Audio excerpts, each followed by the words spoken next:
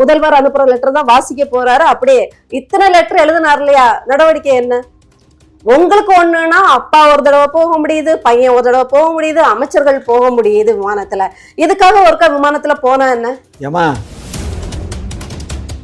இல்ல உங்களுக்கு என்ன தோணுதோன்னா மக்களுக்கு ஒரு மக்கள் எங்களுக்கு வாக்களிச்சிருக்காங்க, மக்கள்ங்கிற பேரை வச்சுக்கிட்டு நீங்க வந்து பம்பாடு பண்ணக்கூடாது. சும்மா இந்த மாதிரி எல்லாம் பேசக்கூடாது.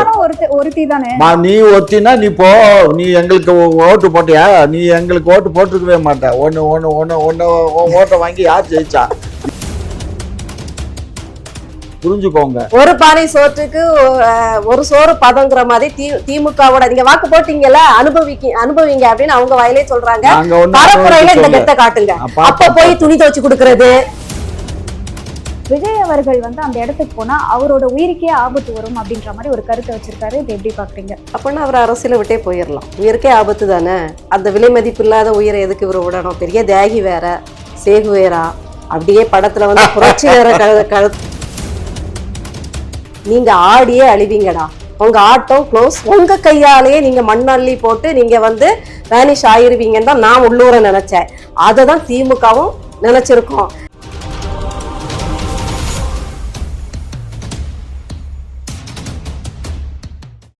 சீமான் அவர்களுடைய கடல் மாநாட்டை எப்படி பாக்குறீங்க நீங்க? அவர் கடல்ல மாநாடு போடுறாரா, இல்ல மீன் பிடிக்க போறாரா, இல்ல வேற எதுக்கும் போறாரான்னு யாருக்கு தெரியும்? அவர் ஏற்கனவே கச்சத்தீவை மீட்டுறதுக்கு நான் வந்து என்ன படம், ஏதோ ஒரு படையெல்லாம் வச்சிருக்கேன் அப்படின்னாரு. சரியா? நெய்தல் படையா? நெய்தல் படை வச்சு நான் வந்து அந்த நெய்தல் படையை தான் உங்க ஐயா திருடிட்டாரு, நெய்தல் மீட்பு படைன்னு ஆக்கிட்டாரு. சரி, நெய்தல் மீட்பு படைன்னு வச்சு இவர் வந்து ஒன்றும் வேண்டாம், கச்சத்தீவு மீட்டுறது ஒரு பக்கம் இருக்கட்டும். நேற்று கூட ஒரு 14 மீனவர்களை சுட்டு அவங்க வாழைகளை எல்லாத்தையும் பறித்து கொண்டு போயிட்டான். கடந்த ஒரு வாரத்தில் மொத்தம் ஒரு 60 பேர்த்த பிடிச்சி கொண்டு போயிருக்கான் இலங்கை இராணுவம். இவர் ஏன் ஒரு நெய்தல் படையை எடுத்துட்டு போய் அவங்களையெல்லாம் மீட்டு எடுத்து அவர் தமிழ்நாட்டு முதல்வரா ஆக்கிட்டீங்களா? தமிழ்நாட்டு முதல்வர் அவருடைய கனவை தான் சொல்றாரு. நான் ஆட்சிக்கு வந்தா இப்படி ஒரு நெய்தல் படை வச்சிருப்பேன், இந்திய கடற்படையை நம்பி மோசம் போக மாட்டேன், என்னுடைய மீனவர்களுடைய வலிமையானவர்களை தேர்ந்தெடுத்து நெய்தல் படை வச்சு என்னுடைய மீனவர்களை காப்பாற்றுவேன். அது வந்து வருங்கால திட்டம்.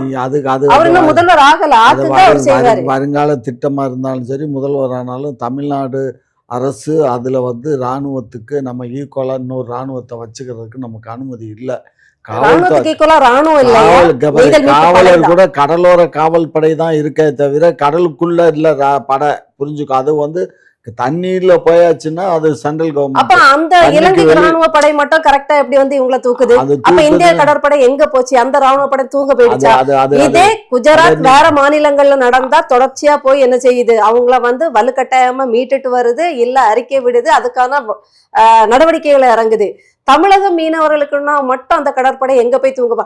அங்க நம்முடைய மீனவர்களை கொல்வதற்கோ கைப்பற்றுவதற்கோ அவர்களை வந்து கைது பண்ணி போவதற்கோ அங்க ஒரு படம் இருக்குல்ல. அப்ப நம்ம படம் எங்க போச்சியா? அட்லீஸ்ட் இங்க நிறைய இந்த ஏரியாக்கள்ல இவ்வளவு பங்கங்கள் நடக்குதே, இவ்வளவு கொலைகள் நடக்குதே, இந்த ராணுவத்தால நமக்கு அச்சம் இருக்குதேங்கிறதுக்காகவாவது குறிப்பிட்ட எல்லை கோட்டிலையாவது கடற்படை ரோந்தா போடணுமா இல்லையா? ஒன்றிய அரசை பார்த்து இதை நம்ம மாநில அரசு கேட்கணுமா இல்லையா? வலுக்கட்டாயமா அவங்க கிட்ட பிடிச்சிட்டு தாங்கள் தீகார் ஜெயிலுக்கு பேருவோம் மாதிரி எந்த ஒரு செய்திகளும் வெளியாக உடனுக்குடனே தபால் எழுதி ஃபேக்ஸ் கொடுத்து உடனுக்குடனே வெளியுறவுத்துறை அமைச்சரோட பேசிட்டே இருக்கோம். இந்த 14 பேருடைய கைதுக்கு உடனே தீகார் ஜெயிலுக்கு என்ன பண்ண முடியும்? ரைடு வந்தா மட்டும் விமானத்துல பறக்க முடியுது. ஆனா தமிழக மீனவர்களுக்கு ஒண்ணு, தமிழக மக்களுக்கு ஒண்ணுன்னா ஒரு லெட்டர் போட்டு இன்னும் 1000 பேர் செத்த பிறகு அந்த லெட்டர் போய் சேர்ந்து அவங்க வாசிச்சு உட்கார்ந்து மோடி ஐயா வேலையா முதல்வர் அனுப்புற லெட்டர் தான் வாசிக்க போறாரு. அப்படியே இத்தனை லெட்டர் எழுதினார் இல்லையா, நடவடிக்கை என்ன? உங்களுக்கு ஒண்ணுன்னா அப்பா ஒரு தடவை போக முடியுது, பையன் ஒரு தடவை போக முடியுது, அமைச்சர்கள் போக முடியுது விமானத்துல. இதுக்காக ஒருக்கா விமானத்துல போனா என்ன? ஏமா இதுக்கு அதுக்கு சம்பந்தம் இல்லம்மா. அது சட்டப்படி தெரியும், சம்பந்தம் இல்லைங்கிறது எனக்கும் தெரியும். சட்டப்படிதான் நடவடிக்கை எடுக்க முடியுமே தவிர நம்ம வந்து அவங்களுக்கு தெரியப்படுத்தணும். இந்த மாதிரி அழுத்தம் கொடுக்காம எப்படி இருக்கும்? எத்தனை லெட்டர் மேல லெட்டர் தான் எழுதிட்டு இருக்கோம். வெளியுறவுத்துறை அமைச்சர்கிட்ட தான் நம்ம முறையிட இயலும். வேற ஒன்றும் பண்ண முடியாது. வெளியுறவுத்துறை அமைச்சர் தான். நம்ம இங்க நம்ம கண்ட்ரோல்ல இருந்துச்சுன்னு வச்சுக்கோ, நம்ம கடல் பரப்புக்கு நம்ம கண்ட்ரோல்ல நம்ம கண்ட்ரோல்ல இருந்துச்சுன்னா அவ்வளவுதான், பிடிச்சே கொடுத்துருவாங்க. தமிழக மீனவனா கொன்னுட்டு நாங்க அப்பதான் தூங்கிட்டு வந்தோம், சாப்பிட போனோம், மிஸ் ஆயிடுச்சுன்னு இவங்க மட்டும் கடற்படை வச்சிருந்தா தூக்கி கொடுத்துருவாங்க இளைஞர். நீங்க என்ன ஏன் இப்படி எல்லாம் இவ்வளவு அப்படி தமிழர்கள் மீனவர் பூர்வ குடிகள் மீது அவர்களுக்கு இருக்கிற அவ்வளவு வெறுப்பு. ஏன்னா இவங்க தான் ஆதாரம், இவங்க எல்லாம் இருக்கிறது தான் அவங்களுக்கு அரசியல் பண்ண முடியாமைக்கு ஒரு காரணம். இன்னைக்கும் அண்ணன் சீமான் அவர்கள் பூர்வ குடிகள்னு சொல்லி இந்த 4-5 சமூகத்தை சொல்லும் போது அவங்களுக்கெல்லாம் வயிற்றுல புளிய கரைக்குது. ஐயோ, நம்ம திராவிடம்னு ஒரு போர்வையில இங்க அதை கேடயமா வச்சுக்கிட்டு இது முந்தைய பேட்டியில கூட கவனிச்சேன். நம்ம வீட்டுல உட்காந்து நம்ம வீட்டுல உட்கார்ந்துக்கிட்டு நமக்கிட்ட வாடகை வசூல் வச்சுக்கிட்டு இவங்க குடும்பத்தை வாழ வைக்கிறவங்க திராவிடர்கள்ங்கிற ஒரு போர்வையில நம்மள அரசாண்டுட்டு இருக்காங்க. ஐயா சொல்றாங்க திராவிடம் தான் இது 4 மொழி சேர்ந்தது. அப்படி ஆமா, உண்மை, யாரும் அதை மறுக்கல. நீங்க உங்களுக்கு திராவிட பற்று ரொம்ப ஜாஸ்தியா இருக்கு அப்படின்னா உங்களுடைய தெலுங்கு தேசத்துக்கே போய் உங்களுக்கே போய் திராவிட முன்னேற்ற கழகம்னு ஆரம்பிச்சு அங்க முதல்வரா இருங்க, யார் வேண்டாம், அங்க போய் திராவிடம் பேசுங்களேன், இங்க உட்கார்ந்துட்டு. ஆனா உண்மையில ஐயாவோட இது சொல்லும் போது எனக்கு தமிழர்கள் மேல, தமிழ் மக்கள் மேலதான் ரொம்ப கொதிப்பா வந்துச்சு. எவ்வளவு நயவஞ்சகமா திராவிடம்னு ஒரு சொல்ல வச்சு அவங்க வாக்க வாங்கி அவங்களுடைய தெலுங்கு சார்ந்த, கன்னடம் சார்ந்த, கூட்டாளிகள் சார்ந்த மக்களை அவங்க உயர்த்துறதுக்கு என்னென்ன வேலைகள் பார்த்துட்டு இருக்காங்க. கூசாம அவங்களுக்கு அள்ள கைகளா இருந்து அவங்க போடுற எச்ச காசுகளுக்காக நீங்க ஓட்ட போட்டு அவங்களை அரியணை ஏற்றி அழகு பாக்குறீங்கன்னா உங்களுக்கு மாறல. தமிழக மக்கள் இவ்வளவு சோரம் போயிட்டாங்களே அப்படிங்கறத நமக்கு வருத்தமா இருக்கு. சார், இப்ப கூட அவினாசியில பாத்தீங்க அப்படின்னா அந்த மேம்பாலத்துக்கு GT நாயுடுன்னு எதுக்கு பேர் வைக்கணும்னு சீமானே கேட்டிருந்தாரு. ஏன் சீமான் கடவுளா? சீமான் கேட்டார். சீமான் என்ன, அவரு ஒரு பிரஜை தானே. கடவுளுக்கே பயப்பட மாட்டீங்களே. நீங்க சொல்றீங்க ஒரு சாதியை நாங்க அழிச்சிட்டோம், இந்த மாதிரி தெருக்களுக்கு சாதி சார்ந்த பெயர்களை வைக்க கூடாது அப்படின்லாம் சொல்லி அறிக்கையெல்லாம் வெளியிட்டீங்க. இப்போ ஒரு மேம்பாலத்துக்கே அந்த சாதியை சார்ந்த ஒரு பெயர் வைக்கும் போது அதை எப்படி மக்கள் ஏத்துப்பாங்க? கோவிந்தசாமி துரைராஜ் அப்படிங்கிற பேரு நீளமா இருக்கு, 1 கிலோமீட்டருக்கு. அதனால அவர் அப்படி ஒரு பேர் சொன்னா யாருக்குமே தெரியாது. குமரன் வைக்கலாம், வைக்கலாம். அவங்க பேரெல்லாம் வைக்கணும். அவங்க கோயம்புத்தூர்ல அவர் தான் 100 ஆண்டுகளுக்கு முன்னாடி அவர் தான் விஞ்ஞானத்துக்கு முன்னோடி, புரிஞ்சுக்கோங்க. சயின்டிஸ்ட்னா அவர் தான் உண்மையான சயின்டிஸ்ட், சரியா? இந்த சேவிங் பண்ற பிளேடு கூட அவர் கண்டுபிடிச்சதுதான். சேவிங் பண்ற பிளேடை உலகத்துக்கே கண்டுபிடிச்சவர் அவர் தான்.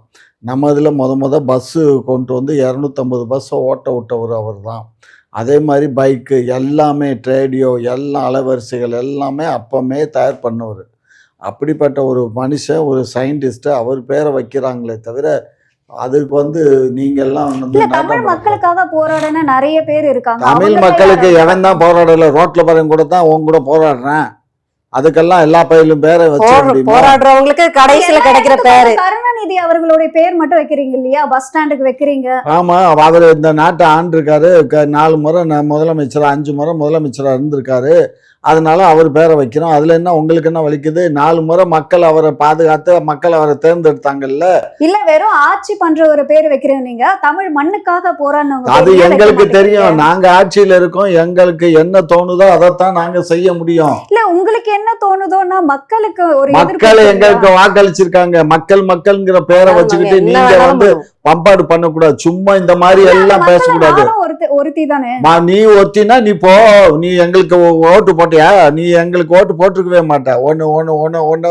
ஓட்டை வாங்கி யார் ஜெயிச்சா? நீ எல்லாம் இந்த மாதிரி வீம்பு பேசுறது அதெல்லாம் திமிர்த்தனமான பேச்ச காட்ட சொல்லுங்க. இவ்வளவு கத்து, இவ்வளவு தைரியம் இருந்துச்சுன்னா இதே திமிரோட போய் நீங்க பரப்புரையில கேளுங்க. நீங்க எனக்கு ஓட்டு போட்டீங்க, நான் இப்படிதான் செய்வேன் அப்படின்னு உதயநிதியை போய் கேட்க சொல்லுங்க. பாருமா, ஓட்டு போட்ட மக்கள் நாங்க நியாயமா நடப்போம், நல்லவங்க வல்லவங்க அப்படின்னா மக்கள் எங்களுக்கு வாக்களிச்சிருக்காங்க. புரிஞ்சுக்கோங்க. ஒரு பானை சோற்றுக்கு ஒரு சோறு பதங்கிற மாதிரி திமுகவோட நீங்க வாக்கு போட்டீங்கல்ல, அனுபவிங்க அப்படின்னு அவங்க வாயிலே சொல்றாங்க. பரப்புரையில இந்த கெத்த காட்டுங்க, அப்ப போய் துணி துவைச்சு கொடுக்கறது. ஸ்டாலின் முகாம் எல்லாம் போடுறீங்களா, அந்த இடத்துல போய் சொல்லலாம் இல்லையா? நிறைய மக்கள் கேள்வி பாரு, மக்கள் எங்க மீது நம்பிக்கை வச்சிருக்காங்க. அவங்களுடைய நம்பிக்கை பொய்த்து போகாமல் இருப்பதற்கு நாங்கள் என்னவெல்லாம் செய்ய இயலுமோ எங்களால் முடிந்ததை செய்து மக்களுடைய நலனை பேணி காப்பது எங்களுடைய கடமை. அதை நாங்கள் செவ்வனே செய்துகிட்டு இருக்கோம். அதுல சும்மா இந்த திருமா மாதிரி ஆளு, ரெண்டாவது இவரு நம்ம உங்களோட கூட்டணி தானே, அவரு திரும்ப சொல்ல இவர் தான் நம்ம சீமானு, அதுக்கப்புறம் இந்த எடப்பாடி, அப்புறம் இந்த அண்ணாமலை, இந்த மாதிரி ஆளுகள்லாம் இவங்களெல்லாம் புறக்கணிச்சு தான் மக்கள் எங்களுக்கு வாக்களிச்சிருக்காங்க. புறக்கணிக்கப்பட்ட நபர்கள் எங்களை பற்றி பேசுவதற்கு எந்த விதத்திலையும் அவங்களுக்கு அருகதையும் இல்லை, யோக்கியதையும் இல்லை. வாக்களிக்கவில்லை, வாக்கை காசு கொடுத்து வாங்கி இருக்காங்க. ஏதோ ஒண்ணு பண்ணிட்டோமா, ஏதோ ஒண்ணு பண்ணிட்டோம். இதெல்லாம் வாக்கு மூலமா எடுத்துக்கோங்க. மக்கள் தான் முடிவு பண்ணணும். மக்கள் முட்டாளா இருந்தா ஒண்ணும் பண்ண முடியாது. மக்கள் முடிவு பண்ணுவாங்க. கட்சியா இருக்கும் போது நீங்க கேள்வி வச்சாலும் அவங்க ஆட்சியில இருக்கிற சொல்லணும். பாருமா, இதெல்லாம் சகஜமா. ஆட்சியில இருக்கும் போதும் பேசுவாங்க, ஆட்சியில் இல்லாத போதும் பேசுவோம். இதெல்லாம் சகஜம். அதனால நாங்க ஆட்சிக்கு வந்துட்டோங்கிறதுக்காக நாங்க உங்க கால கழுவி தண்ணியை குடிக்கணும்னு அவசியம். ஆனா இப்ப பாருங்க, 6 மாசம் கழிச்சு பாருங்க, மக்களுடன் இருக்கும் அப்படின்னு சொல்றீங்க. அப்ப இந்த மாதிரி எல்லாம் பேசினா எப்படி தான் இருக்கும்? அதுல ஒண்ணும் தப்பு இல்லையே, நாங்க மக்களோட தான் இருக்கோம். இல்ல கால கழுவி தண்ணி குடிக்க முடியாதுன்னு சொன்னார்ல, இன்னும் 3 மாசம் கழிச்சு பாருங்க, அத்தனை எம்எல்ஏக்களும் ஒவ்வொருத்தர் கால கழிச்சு, அதாவது தெருவெல்லாம் போய் வீட்டு முறவாசல் பண்ணி, இவர் சொன்னார்ல கால கழுவி தண்ணி குடிப்போம், தண்ணி குடிச்சு ஒரு காணொளி வரலன்னா பாருங்க, தலையெல்லாம் நின்று தண்ணி குடிப்பாங்க. இப்போ கரூர் சம்பவம் பார்த்திருப்பீங்க. ஒரு மிகப்பெரிய குற்றச்சாட்டு என்ன வைக்கிறாங்கன்னா, விஜய் அவர்கள் அங்க ஏன் போய் சந்திக்கல அப்படின்ற ஒரு குற்றச்சாட்டு வைக்கிறாங்க. ஆனா நயினார் நாகேந்திரன் அவர்கள் என்ன சொல்றாருன்னா, விஜய் அவர்கள் அந்த இடத்துக்கு போனா அவரோட உயிருக்கே ஆபத்து வரும் அப்படின்ற மாதிரி ஒரு கருத்தை வச்சிருக்காரு. இது எப்படி பாக்குறீங்க? அப்படின்னா அவர் அரசியலை விட்டே போயிடலாம். உயிருக்கே ஆபத்து தானே, அந்த விலை மதிப்பு இல்லாத உயிரை எதுக்கு இவர் விடணும்? பெரிய தியாகி வேற, சேகுவேரா, அப்படியே படத்துல புரட்சி வேற கருத்துகளா பண்ணவரு. அப்படியே முன்னாள் எம்ஜிஆர் தன்னுடைய, அதாவது ஒரு எதிர்ப்பு அரசியலை எவ்வளவு அழகா தன்னுடைய படத்துல காட்டினாரு. கருணாநிதி அவர்களுக்கு பெரிதும் உதவினதே எம்ஜிஆருடைய பட வசனங்கள்னு சொல்லலாம். அப்படி அவர் படத்துல நடிச்சாலும் புரட்சிகரமான கருத்துக்களை பாட்டுலேயோ படத்திலேயோ கதை கருவிலையோ வச்சு நடிச்சவரே. அப்படி சிறிதாவது புரட்சி செஞ்சு நடிச்சாருன்னு சொல்லலாம். இவங்க எப்பேற்பட்ட படங்கள்ல நடிச்சாங்க, எவ்வளவு கமர்ஷியலா எவ்வளவு என்டர்டெயின்மெண்டா நடிச்சாங்கன்னு நமக்கு தெரியும். இப்படிப்பட்ட ஒரு பெரிய தியாகியின் உயிர் அருபெரும் கொடை தமிழ்நாட்டுக்கு. அப்புறம் ஏன் சீமான் அவர்களே கூட சொன்னாரு, விஜய் ஏன் போய் நேர்ல சந்திக்க மாட்டேங்கிறாரு அப்படின்ற ஒரு கேள்வியை முன் வச்சிருந்தாரு இல்லையா? எதுக்கு நான் கிண்டலா சொல்றேன், அவர் நேர்ல போய் சந்திக்காம இருக்கிறதுக்கு இவ்வளவு இடர்பாடுகள் இருக்குன்னா, உயிருக்கே ஆபத்துனா அவர் பனையூர்லயே தூங்கிக்கலாம், ஒன்றும் பிரச்சனை இல்லை, போக வேண்டிய அவசியம் இல்லை. இனிமே போய் பாவலா காட்ட வேண்டிய அவசியமும் கிடையாது. ஏன்னா ஒரு தலைவனுக்கு ஒரு தொலைநோக்கு பார்வை இருக்கணும். இவ்வளவு கூட்டம் கூட்டுறோம், இவ்வளவு இட நெருக்கடியா இருக்குது, இவ்வளவு நேரம் தாழ்ந்து போறோம், இவர்களுக்கான உணவு இல்லை, தண்ணி இல்லைன்னா நம்மளால 10 நிமிஷம் மூச்சு முட்டுற ஒரு இடத்துல இருக்க முடியுமா? நாம ஷூட்டிங்ல கூட்டத்துல நிக்க முடியாம தான் கேரவனுக்குள்ள பதுங்குறோம். அப்ப நமக்கு இருக்கிற உணர்வுகள் தான் நம்மளை பார்க்க வருகிற எளிய மக்களுக்கும் இருக்குங்கிற புரிதல் இல்லாம ஒரு சைக்கோத்தனமாக நீங்க அவ்வளவு நேக்கா நாங்க கூட்டத்தை கூட்டுறோம் அப்படின்னு சொல்லி இவ்வளவு உயர்வுகளை காவு வாங்குவீங்கன்னா, ஏன்னா பின்விளைவுகளும் யோசிச்சுதான் ஒருத்தர் நடக்கணும். அரசியல் புரிதல் இல்ல அவருக்கு, எந்த இடத்துல அரசியல் புரிதல் மட்டும் இல்ல, மனித மாண்பு மனிதாபிமானமும் அவருக்கு இல்ல. இப்படி இருக்க ஒருத்தருக்கு பெர்மிஷனும் கொடுத்திருக்காங்க, காவல்துறையும் கண்டுக்கல. அப்ப தமிழக அரசு மீதும் தவறு இருக்கு. அவங்க உள்ளூரா ரசிச்சாங்க. எப்படி இப்ப என்ன பொறுத்த வரைக்கும் என்ன தோணுச்சு, மாநாடுகளை பார்த்த முதல் மாநாடுல இருந்து நான் புரிஞ்சுக்கிட்டது, நீங்க ஆடியே அழிவீங்கடா, உங்க ஆட்டம் க்ளோஸ், உங்க கையாலேயே நீங்க மண்ணள்ளி போட்டு நீங்க வேனிஷ் ஆயிருவீங்கன்னு தான் நான் உள்ளூர நினைச்சேன். அததான் திமுகவும் நினைச்சிருக்கோம். நீங்க ஆடியே தொலைங்கடா, உங்களை விட்டு பிடிக்க, உங்களை கட்டுப்படுத்தவும் முடியாது. இத்தனை பெரிய கூட்டத்தை தமிழக அரசும் அந்த 40 உயிர் பறிபோக விட்டு வேடிக்கை பார்த்து, கண்டிப்பா அரசியல் ஏற்கனவே இவங்க அரசியலுக்காக எத்தனையோ விஷயங்களை பண்ணவங்க. இங்க ஒரு தலைவரை கைது பண்ணா இங்க ஒரு கடையை அடிச்சு உடைப்பாங்க, பொதுமக்களை போட்டு இது பண்ணுவாங்க, ஆர்ப்பாட்டத்துக்கு போனா கல்லெறிஞ்சு கலவரமாக்குவாங்க. இப்படி எல்லாத்துலயுமே குளிர் காயிற திமுக அதிமுகவும் சேர்த்துதான். இதுல நான் சொல்ற எல்லாமே அதிமுகவுக்கும் பொருந்தும். நீங்க திமுகவுக்கு நான் சொல்றதெல்லாம் அதுக்கும் போட்டுக்கணும். இப்படி எல்லாருமே ஆளுங்கட்சிகள் அரசியல் காய் நகர்த்தல்களை எளிய மக்களின் உயிர்களோடு விளையாடிதான் அதை பண்ணுவாங்க. பண்ணும்போது அதுக்கு விதிவிலக்குல அவங்க உள்ளூர இதுலதான் போய் முடியும்னு அவங்களுக்கும் தெரியும். எனக்கு தெரியும் போது பழம் தின்னு கொட்டை போட்ட அந்த திமுகவுக்கு தெரியாதா? கண்டிப்பா அவங்க ரசிச்சாங்க, இது இப்படிதான் போய் முடியும். அவங்க சாதகமா பயன்படுத்திக்கிட்டாங்கன்னா ஆமா, அங்கேயும் மனிதாபிமானம் இல்லதான் சொல்ல போனா. இதை பத்தி உங்களோட கருத்து? இல்லை, அவங்க க்ளோரி மேடம் சொல்றது சரியா தான் இருக்கு. அப்ப நீங்களும் வேடிக்கை தான் பார்த்துட்டு இருந்தீங்க? நாங்கள் வேடிக்கை பார்க்க வேண்டிய வேலை இல்லை. அரசு என்ன செய்யணுமோ அதனுடைய கடமையை அது செய்யும். அரசு செய்கிற வேலைக்கும் அவங்க தனி கட்சி ஒவ்வொருத்தனும் ஒவ்வொரு மீட்டிங் போடுவான். அந்த மீட்டிங்க்கு போய் நாங்கள் சாப்பாடு நாங்கள் தண்ணி வாங்கி கொடுக்க இயலாது. அவங்க தான் அதை செய்யணும். அவங்க மக்கள் அவங்க தான் பாதுகாக்கணும். ஒரு கட்சி சார்பா ஒரு விஷயம் நடக்குது அப்படின்னா அந்த நேரத்துல கட்சி வந்து பொறுப்பெடுத்துக்கலாம், போலீஸாரே வந்து தண்ணி வழங்கிட்டு அந்த பில் அது எங்களுக்கு என்ன தெரியும்? இவன் கொடுப்பான் கொடுக்கலன்னு நாங்கள் பார்த்துட்டு இருப்போமா? அது இருக்கு சார். குற்றச்சாட்டு நீங்க தான் வைக்கிறீங்க, உங்களுக்கு தெரியும். அது போலீஸ் வந்து ஒரு 27 லட்சம் பேருக்கு வந்து 27,000 பேருக்கு நாங்க போய் தண்ணியை கொண்டு வந்து கொடுக்க முடியுமா? கூட இல்ல அங்கன்னு சொன்னதே. நாங்க எப்படி கொடுக்க முடியும்? நாங்க கொடுக்க முடியாது. ஏமா அது எங்க வேலை இல்லம்மா, நாங்க கொடுக்க முடியாதுமா. அது அவன் எவன் கூட்டம் ஏற்பாடு பண்ணானோ அவன் தான் கொடுக்கணும். எவன் இங்க பாரு ஒரு பழமொழி சொல்லுவான், எவன் பொண்டாட்டி இங்க பாரு எவன் புருஷன் சாகுறானோ செத்தவனுக்கு பொண்டாட்டி தான் தாலி அப்பாலே தவிர எல்லாரும் தாலி அக்க மாட்டாங்க. அவன் தான் கட்சி நடத்துறான், அவன் தான் பண்ணிருக்கணுமே தவிர நாங்க பண்ண வேண்டிய அவசியம் இல்ல. புரிஞ்சுக்கோ. ஆட்களை வழி நடத்த முடியலன்னா எதுக்கு வந்து ஆட்சி பண்ண? வழி நடத்த முடியல, அது அதையும் வந்து எங்களை பேசுறானுங்கல்ல, எங்களுக்கு அனுமதி கொடுக்கல, அந்த இடத்த கொடுக்கல, இந்த இடத்த கொடுக்கல, அப்படி இப்படின்னு சொல்லி அதுக்கு ஒரு நீதிமன்றம் போறோம். நீதிமன்றத்துல சில சட்ட ஒழுக்கங்கள்லாம் சொன்னாங்கல்ல. இருமா கொஞ்சம் சொல்றதை கேளுமா. நீதிமன்றம் என்னமா சொல்லுச்சு? அவன் உன்னுடைய ரசிகர்களை உன்னுடைய தொண்டர்களை நீ தான் பாதுகாத்து கொள்ளணும்னு சொன்னாங்களா இல்லையா? சொன்னார்ல. அதுக்கப்புறம் தான் நாங்க கொடுத்தோம். அப்ப நீதிமன்றத்தையும் மீறி இருக்கல. நீதிமன்றத்தையும் இன்னமா நீதிமன்றம் கேட்டுச்சுல்ல, இன்னமா கைது செய்யாம இருக்கீங்கன்னு கேட்டுச்சு இல்ல. நாங்க வந்து லீலியண்டா இருக்கோம், புரிஞ்சுக்கோங்க. அந்த பஸ்ல இது பண்ணி சீஸ் பண்ண உடனே பஸ்ல சீஸ் பண்ணிட்டாங்க, சீஸ் பண்ணிட்டாங்க. நடக்கிற விஷயங்கள் போலீசார் வெறும் வேடிக்கை மட்டும் தான். நாங்க போலீசாரு போய் தண்ணி கொண்டுட்டு வர சோறு கொண்டுட்டு வர்ற வேலை இல்ல, போலீஸ் பாதுகாப்பு கொடுக்கற வேலை தான் அவங்களுக்கு. புரியுதா?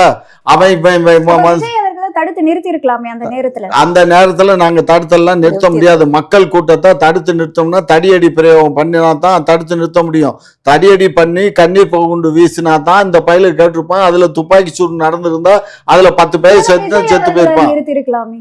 விஜய் செஞ்சிருக்கணும், விஜய் செய்யல. அவர் செய்யலைன்னா அவர்கிட்ட கேளுங்க. அவருடைய தொண்டர்கள், அவருடைய ரசிகர்கள், அவருடைய பேச்சாளர்கள் அவர்கிட்ட கேளுங்க. இது எதுக்கு எங்கள்கிட்ட கேட்குறீங்க? நாங்க என்ன செய்யணுமோ எங்க வேலையை செவ்வனே செஞ்சிருக்கோம். அது எந்த நீதிமன்றம் வேணாலும் போகட்டும், நாங்க அதுக்கு பதில் கொடுத்துக்கிறோம். புரியுதா?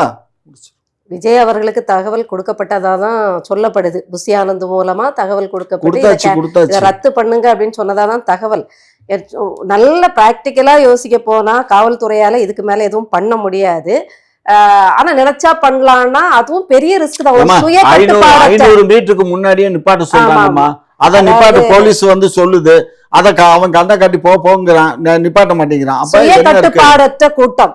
இதுக்கு வந்து பெருசா வந்து போலீஸ் மெனக்கட வேண்டிய அவசியமே இல்லை. ஏன்னா காவல்துறைக்கும் தெரியும் இந்த சுய கட்டுப்பாடற்ற கூட்டம், வாழ இருந்த கூட்டம், இதுகளே அதுகளுடைய அழிவை தேடிக்கொள்ளும் தெரிஞ்சனால விட்டு பிடிச்சாங்க. உங்களோட நேரத்தை ஒதுக்கி பல்வேறு கேள்விக்கு விளக்கம் வச்சிருக்கீங்க, அதற்கு நன்றி.